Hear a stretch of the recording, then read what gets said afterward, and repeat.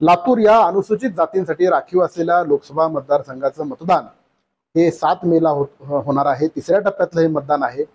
प्रचाराच्या तोफा थंडावल्या असल्या तरी कशा पद्धतीनं एकूण प्रचार झालेला आहे, भाजपची काय परिस्थिती आहे, लातूर आणि ओव्हरऑल मराठवाड्यात याच्याविषयी चर्चा करण्यासाठी आपल्यासोबत भाजप नेते माजी मंत्री संभाजी पाटील निलंगेकर भैया आहेत. भैया, आपलं टाइम्स ऑफ मराठीमध्ये स्वागत. नमस्कार. कशा पद्धतीचा हा प्रचार झालेला आहे? तिसऱ्यांदा हा काँग्रेसचा तुम्ही गड सर करणार का? कारण आता हा भाजपचा गड आहे असा दावा आपल्याकडनं अनेकदा केलेला आहे. हा गड आता तुम्ही राखणार का? आणि ओव्हरऑल कशा पद्धतीचं परिस्थिती ही भाजपची आणि महायुतीची राहणार? मागील 10 वर्षामध्ये माननीय नरेंद्र मोदी साहेबांच्या नेतृत्वामध्ये देशामध्ये झालेली कामं आणि त्याच अनुषंगाने जिल्ह्यामध्ये झालेली कामं, आम्ही ह्या सर्व विकासाच्या मुद्द्यावर जनतेसमोर गेलो. मी आपल्याला निश्चितपणे सांगू शकतो की लातूरची जागा ही मराठवाड्यामध्ये सर्वात अधिक मतांनी निवडून येणारी आहे. मोदी साहेबांवर विश्वास व्यक्त करत सर्वात चांगलं मतदान लातूर जिल्ह्यामध्ये होणार आहे. निश्चितपणे मला आपल्याला आवर्जून सांगायचं आहे की जिल्ह्याच्या आमच्या पूर्ण प्रचार यंत्रणेमध्ये आम्ही सभा या बाकीच्या गोष्टींवर जोर न देता आम्ही निवडणूक ही बूथ स्तरावर लढलेली आहे. आमच्या जवळपास ज्या बैठका झाल्या असतील, जे कार्यक्रम झाले असतील, बूथ स्तरावर कार्यक्रम झालेले आहेत. एका बूथवर किमान 2-2, 3-3 बैठका आमच्या झालेल्या आहेत. त्या अनुषंगाने जवळपास 6,000पेक्षा अधिक बैठका हे आम्ही पूर्ण जिल्ह्याभरामध्ये आपण केलेले आहेत. त्यामुळे निश्चितपणे जनतेच्या विश्वासावर ही जागा परत एकदा भारतीय जनता पार्टीची येणार. काँग्रेसकडनं देशमुख बंधू अमित देशमुख असतील, धीरज देशमुख असतील यांनी जोरदार प्रचार यंत्रणा राबवली होती. काँग्रेस नेत्याकडनं दावा केला जातो की हा गड आता यावेळेस डॉक्टर शिवाजी काळगे यांना उमेदवारी दिल्यामुळे आता ते अधिक चांगल्या पद्धतीनं सर करण्यामध्ये मदत होईल. काय म्हणणं आहे? काँग्रेसचा जो प्रचार होता हा फेसबुकवर प्रचार होता. भारतीय जनता पार्टीचा जो प्रचार होता हा फेस टू फेस प्रचार होता. त्यामुळे फेसबुकवर असलेली रिक्वेस्ट किंवा फेसबुकवर असलेले फ्रेंड्स हे व्हर्च्युअल जगातले असतात, आभासी जगातले असतात, हे खरे नसतात. आणि भारतीय जनता पार्टीचा जो प्रचार होता हा रियालिटी मधला वस्तुस्थितीचा प्रचार होता, समोरासमोर होता. त्यामुळे निश्चितपणे फेसबुकचा प्रचार म्हणजे काँग्रेस, फेस टू फेस प्रचार म्हणजे भाजपा.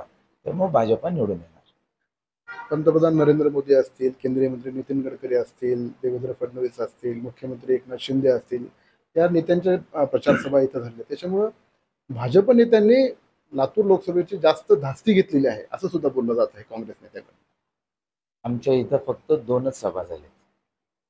एक देशाचे पंतप्रधान माननीय नरेंद्र मोदी साहेब आणि दुसरी सभा म्हणजे माननीय नितीन गडकरी साहेब. मुख्यमंत्री उपमुख्यमंत्री होते त्यांनी त्या एकाच सभेमध्ये ते होते, पण ती सभा म्हणजे मोदी साहेबांची सभा होती. मुख्यमंत्री उपमुख्यमंत्री तुम्ही पाहिलं की अनेक ठिकाणी देशभरामध्ये जिथं सभा होतात त्या भागातले जे प्रमुख असतात ते त्या सभेमध्ये असतात. पण प्रामुख्याने 2च आमच्या मेजर मोठ्या सभा, गडकरी साहेब आणि पंतप्रधान मोदींची. पंतप्रधान मोदी जास्त महाराष्ट्रामध्ये लक्ष देत आहेत. महाराष्ट्रातली परिस्थिती ही अतिशय खराब आहे महायुतीसाठी असं सुद्धा काँग्रेसकडनं आरोप केला जात आहे. काँग्रेस पक्षाने आरोपापेक्षा विकासावर बोललं असतं तर बरं झालं असतं. त्यांनी पूर्ण प्रचार यंत्रणेमध्ये काँग्रेसचं ध्रुवीकरणाचं राजकारण होतं. काँग्रेस पक्षाचं ॲलिगेशन, वेगवेगळे आरोप करणं ह्याच्यावर होतं. पण कधीही काँग्रेसने मागच्या 10 वर्षामध्ये जो विकास मोदी साहेबांनी केला ह्याच्यावर कुठेही त्यांनी टिप्पणी केलेली नाही. त्यांनी तुलनात्मक सांगायला पाहिजे होतं की त्यांचे 65 वर्ष आणि आमचे मोदी साहेबांचे 10 वर्ष, दोघांची तुलनात्मक जर चर्चा जर केली असती तर त्याचं उत्तर निश्चित त्यांनाही माहिती काय आहे. कारण मागच्या 65 वर्षापेक्षा कितीतरी पटीने विकास या मागच्या 10 वर्षामध्ये मोदी साहेबांच्या ह्याच्यात झालेला आहे. लातूर लोकसभा मतदारसंघात जर बघायला गेलं तर महाविकास आघाडीचे 3 आणि महायुतीचे 3 आमदार म्हणजे विधानसभा वैध आहेत. पक्षीय बलाबल जरी सेम असलं, कुठले मुद्दे हे प्रभावी ठरले या विधानसभा मतदारसंघामध्ये प्रचार करताना असं वाटतं? प्रामुख्याने तर एक सर्वात महत्त्वाचं मागील 10 वर्षातले आमचे कामं आणि स्थानिकच्या विषयावर आम्ही जनतेला हा विश्वास दिला की लातूरच्या अनेक वर्षापासून पाण्याचा जो प्रश्न प्रलंबित आहे, ज्याला कधीही कोणी हात घातले नाहीत. काँग्रेस पक्षाची मधल्या काळामध्ये 2.5 वर्षाची जी सत्ता होती 19 ते 21 पर्यंत उद्धव ठाकरे साहेबांनी, त्याच्यामध्ये वॉटर ग्रीड सारखा प्रोजेक्टला त्यांनी कचऱ्याची म्हणजे कचरा पेटीमध्ये टाकल्यासारखं केलं होतं. परत शिंदे साहेब, फडणवीस साहेब, दादा आल्यानंतर वॉटर ग्रीडला मान्यता दिली, परत रिफ्रेश करून तो प्रोजेक्ट त्या ठिकाणी मान्यता घेऊन पुढे चालू आहे. त्यामुळे पाणी हा आमचा प्राधान्याने विषय होता. लातूर हे शैक्षणिक हब आहे. लातूरला येणाऱ्या काळामध्ये केंद्रीय विद्यापीठ यायला पाहिजे. हे भविष्यातले केंद्रीय विद्यापीठ असेल, IIT असेल, एम्स असेल, तिन्ही एकत्रित येऊ शकत नाही, पण तिन्हीची एकत्रित मागणी केलेली आहे. ह्याच्यामध्ये प्रायोरिटाईज करून एक कोणतंही चांगलं युनिट, शैक्षणिक युनिट हे लातूरला येणार आहे, हे मी आपल्याला आवर्जून सांगू शकतो. अमित देशमुख जे काँग्रेस नेते आहेत, माजी मंत्री, त्यांना आम्ही मराठवाडा वॉटर ग्रीड विषयी विचारलं. उद्धव ठाकरेंच्या काळामध्ये जे महाविकास आघाडीचं सरकार होतं त्यावेळेस ही योजना तुम्ही गुलदस्त्यात नेली का? तर ते म्हणतात की आम्ही कुठलीच योजना गुलदस्त्यात नेली नव्हती. मला असं वाटतंय की का मग 2.5 वर्ष त्या योजनेला कोणी पाहिलं नाही? जर ती योजना गुलदस्त्यात गेली नसती तर ती योजना इम्प्लिमेंट झाली असती. ज्या योजनेला 19 मध्ये मान्यता मिळाली, 22 पर्यंत त्याचं एक साधं कागदही आलं नाही. जशाला तसं ती गुलदस्त्यात राहिली. जर कुठं एक मुवमेंट झाली असेल फाईलची तर त्यांनी सांगावं, आम्ही म्हणाल ती गुन्हेगारी द्यायला तयार आहे. पण काही न करणं, निष्क्रियतेची हद्द म्हणजे वॉटर ग्रीड प्रोजेक्ट, की त्याला त्यांनी 2.5 वर्षामध्ये कागदही हलवलं नाही. मराठवाडा रेल्वे बोगी फॅक्टरी जी आहे त्याच्यावरून सुद्धा त्यांनी कटाक्ष केलेला आहे की 2 निवडणुका झाल्या, अजून एकही बोगी बाहेर पडली नाही.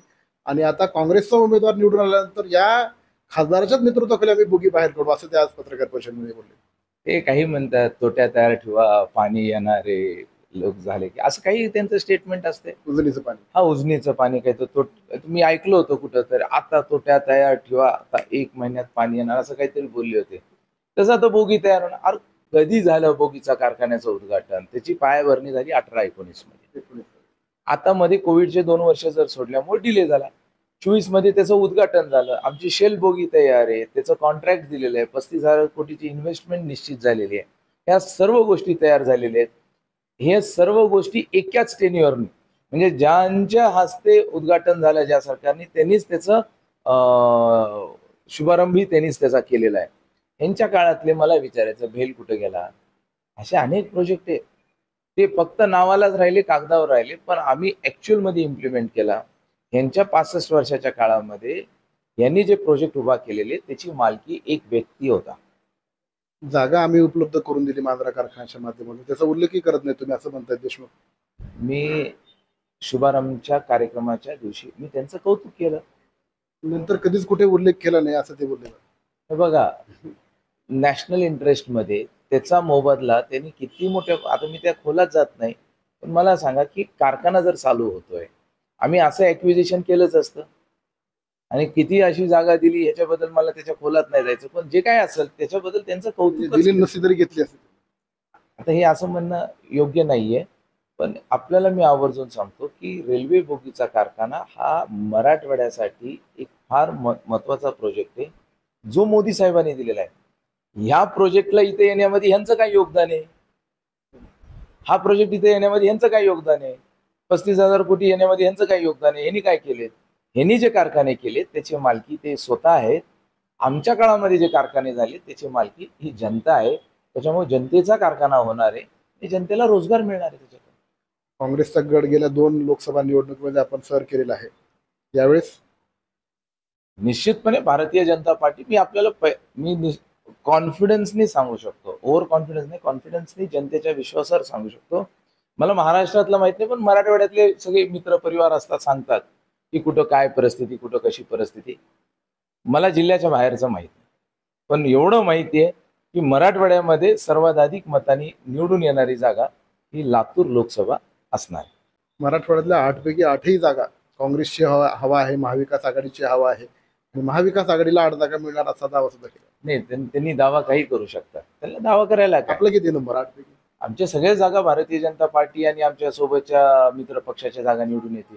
निश्चितपणे मोदी साहेबांवर विश्वास जनतेने ठेवलेला आहे, आणि आम्ही विकासाच्या बळावर आमच्या जागा येतील हे मी सांगतोय. त्यांनी कशाच्या बळावर म्हणतात मला माहित नाही. फक्त दुहेरीकरण, जातीपातीचं राजकारण करणं, ह्याच्या पलीकडे यांनी काय नाही. विषारी प्रचार करणं, ह्याच्या पलीकडे यांच्याकडे कोणते मुद्दे नाहीत. एकही मुद्दा यांनी विकासावर पूर्ण प्रचारमध्ये बोललेले नाहीत. मतदानाचा टक्का वाढवून प्रशासनाने मोठी तयारी केलेली आहे. आपण काय आवाहन करा मतदारांना? 7 तारखेला मतदान. राष्ट्रहितामध्ये आपण सर्वांनी मतदान करायला पाहिजे.